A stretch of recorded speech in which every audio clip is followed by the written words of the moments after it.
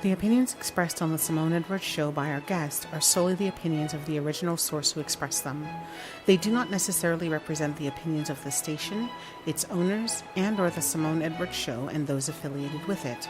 In no event will the Simone Edwards Show, this station, its owners, guests, hosts, or affiliates be liable for the information disseminated on the program, including, without limitation, any loss or damage, indirect or otherwise, arising from information presented on the show.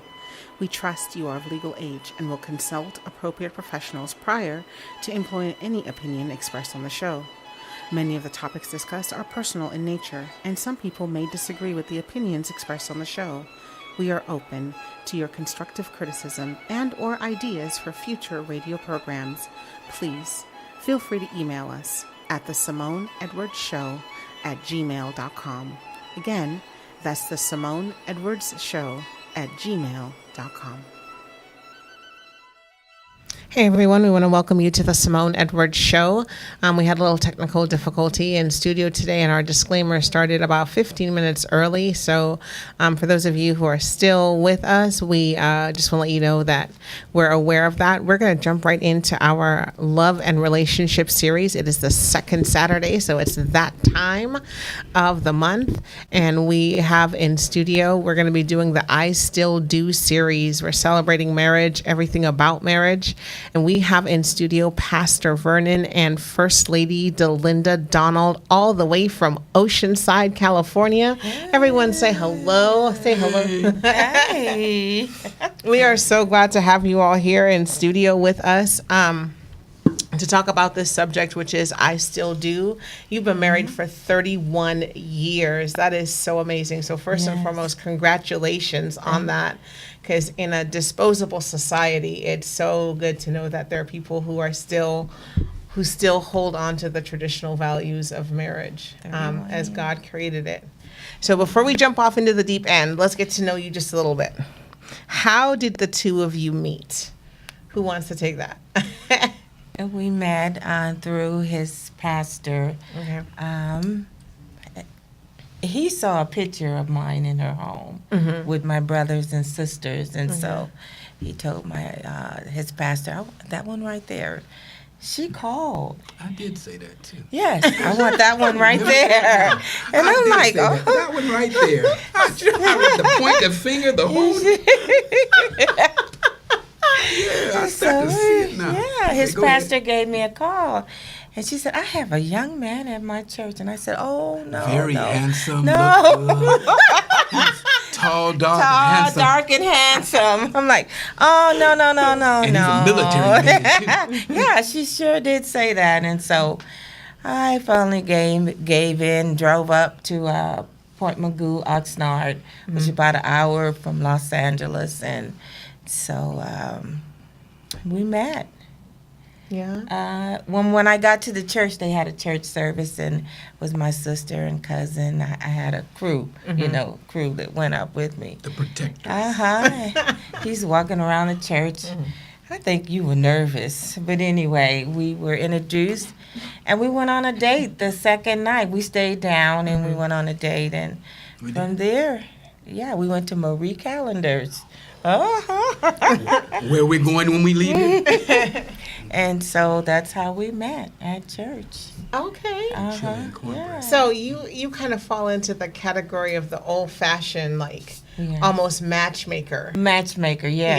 Yeah. Okay. Yeah. All right. So, Pastor Donald, at what point did you know that Lady Donald was a person you wanted to do life with? Oh, from the first. Really? Yeah. I was from the first time you met her, or the first Right. time you saw her? The first time I saw her.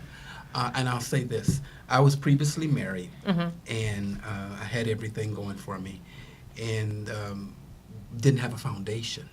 So after the Lord saved me, who put some sense in my head and in my heart, all right, and I was kind of searching, I was looking for, because there was supposed to be somebody that's supposed to help me to carry the ministry forward. Wow, okay. Which I knew.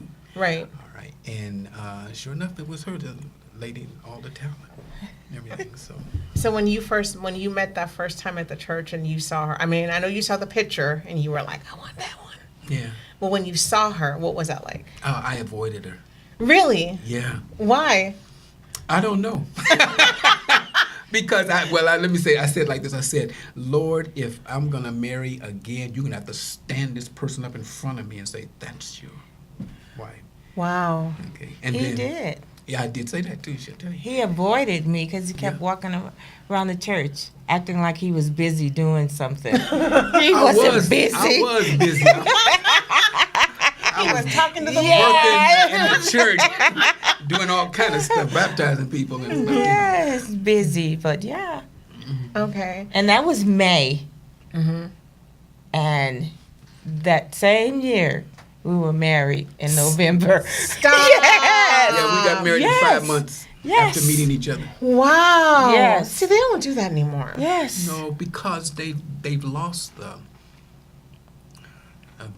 dream of the concept of living out a dream, and everybody is so busy, Right. and nobody is taking time to really look at what's really important, which is the first thing, which is your relationship to God. Right. Because we're still prayer people. Yeah. Okay, so we weren't doing nothing without prayer.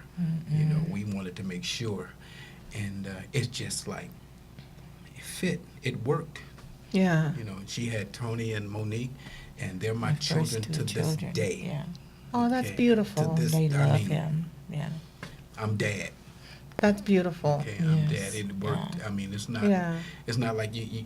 We don't even say stepchildren or things like that. You know, they're my children. Period. And I want to throw this out there for any single person who's listening, single father, single mother who's listening. I just want you to know that God, just listening to their testimony, I want to encourage your heart and let you know that God will bless you, but you got to wait on Jesus though. Right, right. If you wait on him, he will bless you with that person who will love your kids like they are their own.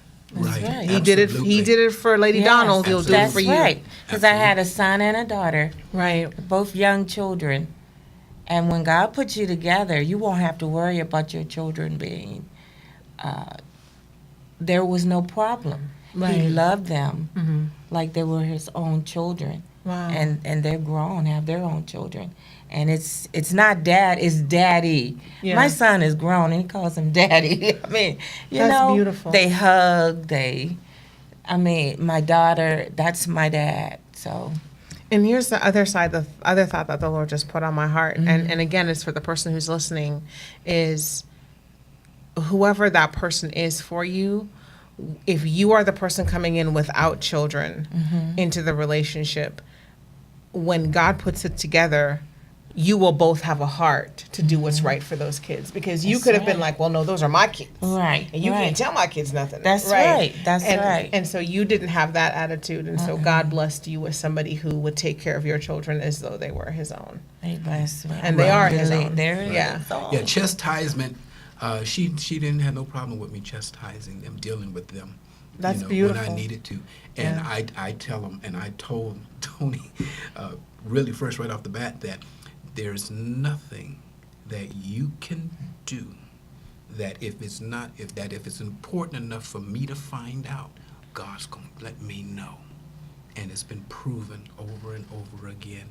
You know, if he's done something wrong, that God was gonna let me know. I like to tell this story right here. Okay. I picked Tony up from school. He was in junior high school one time, and we were driving to the house, and I stopped. I said, Tony, because the Lord spoke and said, Tony's cussing. I said, Tony, are you cussing? And Tony said, no, Dad, no, Dad. I said, okay. And I'm driving on. Then all of a sudden, the Lord said, Tony's cussing. This time I slammed on the brakes. I said, Tony, are you cussing? Tony said, no, Dad, no, Dad. So we get on. I completely left it alone. The next day, the school called, talked to Lindy and said, Tony's in the school cussing. I mean, that, now I'm going to tell you, that you want. That's why it's so important to make sure that you are matched spiritually. You better go ahead, Pastor Donald. I'm I want you a high five on that one. I can tell you, Matched. That's right. spiritually. You gotta be Right. I matched. mean, matched to the fact that now I was in the military. I would be on the cruise, be out at sea, and I could tell when she wasn't feeling good. That's awesome. And I would call her, and she would do the exact thing. What's wrong? I would call her. She'd say, "What's wrong? What's going on?" We didn't have cell phones then, so we had to wait till we got to port.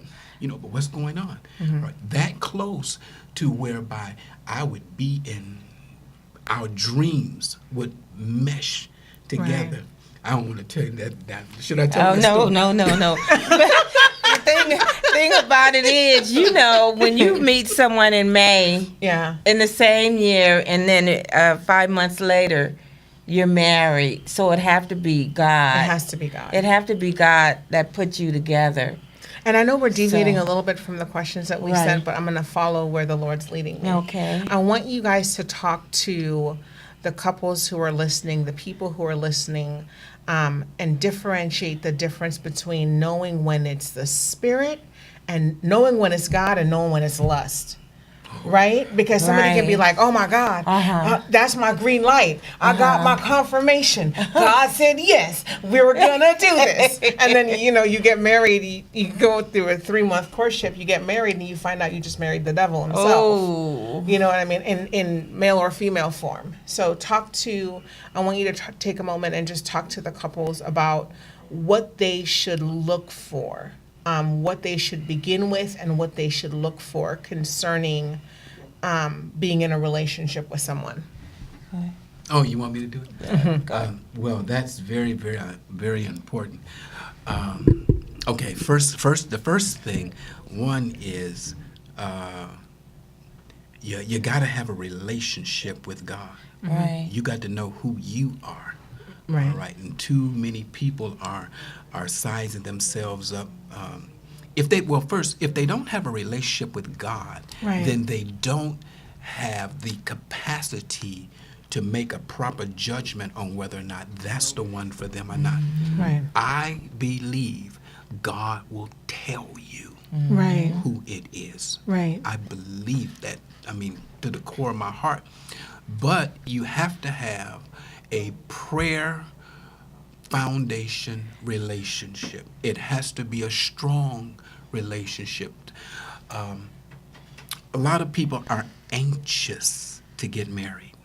They're I want to get married. I want to do this thing. But what they don't see is that, and I didn't understand this for a while, is that the reason why it's taking so long for a lot of them, say, when I'm going to get my wife, when am I going to get my husband, is because God is trying to get you to situate yourself in Him first. Right. All right. Then He brings the one that you need to have in your life that's already situated so that you two will be equally matched together. Right. So that way, in 2-3 months, you're not, in the divorce court. Right. Talking about, well, I hate and, I didn't like this and, this type of thing. So a lot of marriages are not spiritually based. That's good. And this is the reason, and that was part of the question that you never asked before, is that people do not understand that marriage is spiritual. Yes. It is a spiritual union. I love it. The only way it's going to work is if God is in the center. Yeah. If God's not there, let me tell you, my first marriage, diamond rings, jewelry, tailor-made clothes, knew important people of the city, and this was in Detroit, and was all over and everything. But when trouble came, I had no foundation. Wow. I had nothing that I can rely on and to hold me up. All right. And so when that dissolved, and then I said, when this comes, now I have a foundation, which is in Jesus Christ. Right. So I tell people that you have to have a foundation in God. If you don't have a foundation, you're not going to stand. Right. And so that stand has to be spiritual. And the other part of that is that it has to be done God's way. Right. You cannot do it your way. Right. When God said, thou shalt not, you should not. Right. Right. Don't go there. Right. All right. But stay together spiritually. And the other part, if you pick somebody that's not a praying person, you're already in trouble. Right. You're in trouble. Yeah. Also, You're already in too, trouble. I was watch how he, my pastor was my grandfather, Bishop William L. Smith, and how does he treat his mother? How does he treat his sisters? Does he pay tithes? All of that, First thing when my grandfather found out about him, he called his pastor. Right away. Who is this young man? Right. I told you they got the FBI on me. Who are you? CIA, everybody. How is he faithful in church? Is he? And he was all of the above, So, and you have to be you have to be prayerful. Just don't jump. And even though we met in May, was married in November, it was God. It was the Lord. That's beautiful. That's absolutely beautiful. Thank you so much for sharing that. And I hope for those of you who are listening that that you got from that what you needed. And I know that sometimes you can think that you're ready, but you got to trust the God who made you. He knows when you're ready, and you don't want to get ahead of him. Right. Because when you get ahead of him, you kind of head into storms that you're not prepared to face. So just kind of, let God pace you and trust that his timing and his provision are perfect. We're going to take a break. We'll be right back in just a moment. All right. You are listening to the San Diego station of inspiration. 24 hours a day, 7 days a week. KTAV Radio. For more information on how you can advertise your business, event, or services, please visit us online at ktav.tv or call 619-246-6131.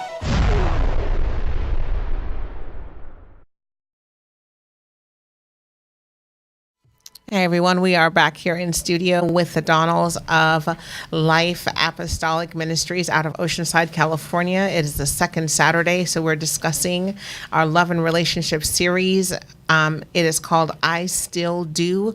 If you missed the first half of the show, we were having some broadcasting difficulties. We are back. We're here to pick up the second half of the show. I promise you definitely want to catch us when we post this on our social media pages, Facebook and YouTube. You've got to listen to the information that they gave you. We are going to move into the second half of the show. We're going to be talking about, just listen in and you'll hear what we're going to be discussing. So, Pastor and Lady Donald, after 3 decades of marriage, which, again, congratulations, that is amazing. Which, by the way, for our audience, here's what you missed. They met, and 5 months later, they were married. And they've been married for 31 years. So it only goes to show that when you wait on God and you do things the way he wants you to do them, what God builds will last. Yeah, that's right. You just got to let him build it. What God builds will last. And so after 3 decades of marriage, what keeps you falling in love with each other day after day? You want to answer that? You want me to answer that? I think you both should. Yeah. Okay.